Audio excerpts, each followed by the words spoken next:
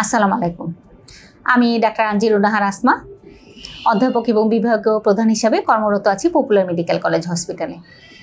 আজকে আমি কথা বলবো জ্যানথালাসমা নিয়ে। প্রথমেই জেনে নেওয়া যাক যে জ্যানথালাসমা আসলে কী। আমরা অনেক সময় দেখে থাকি যে চোখের পাতায় এক ধরনের হলুদ রঙের গোটা দেখতে পাওয়া যায়, যেটি চর্বি, ত্বকের নিচে চর্বি জমার ফলে হয়ে থাকে। এটিকে বলা হয় জ্যানথালাসমা। সাধারণত এটি কিছুটা 35 থেকে 55 বয়সের মহিলা বা পুরুষ এদের মাঝেই বেশি দেখতে পাওয়া যায়। তাহলে জেনে নেওয়া যাক এর পিছনের কারণগুলো কী।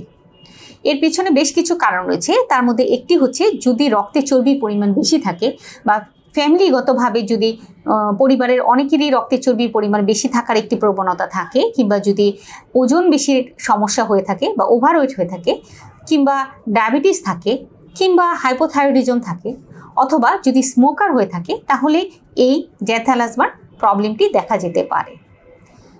তাহলে হলে কি করতে হবে? হলে আমরা প্রথমে কারণ জানার চেষ্টা করব যে এটি কেন হয়েছে। আমরা রক্তের চর্বি পরীক্ষা করব বা থাইরয়েড হরমোনের প্রবলেম হচ্ছে কিনা সেটি দেখার চেষ্টা করব, ডায়াবেটিস রয়েছে কিনা এটি নির্ণয় করার চেষ্টা করব, এবং এই আন্ডারলাইন যে কজগুলো এগুলো চিকিৎসা করার চেষ্টা করব। এবং সেই সাথে জ্যানথালাসমা যেটি হয়ে গেছে সেটির জন্য রয়েছে বিভিন্ন ধরনের চিকিৎসা। তার মধ্যে একটি হচ্ছে সার্জারি, একটি হচ্ছে ইলেকট্রোসার্জারি, একটি হচ্ছে লেজার সার্জারি এবং ক্রায়োথেরাপি। এই ধরনের কিছু পদ্ধতির মাধ্যমে এটিকে কিন্তু আমরা দূর করতে পারি, বা যেটি হয়ে গেছে সেটিকে আমরা নির্মূল করতে পারি। এবং সেই সাথে যদি এর আন্ডারলাইন কজগুলো আমরা দূর করতে পারি, তাহলে এই রোগটির থেকে কিন্তু আমরা সুস্থ হতে পারি। জি, ধন্যবাদ।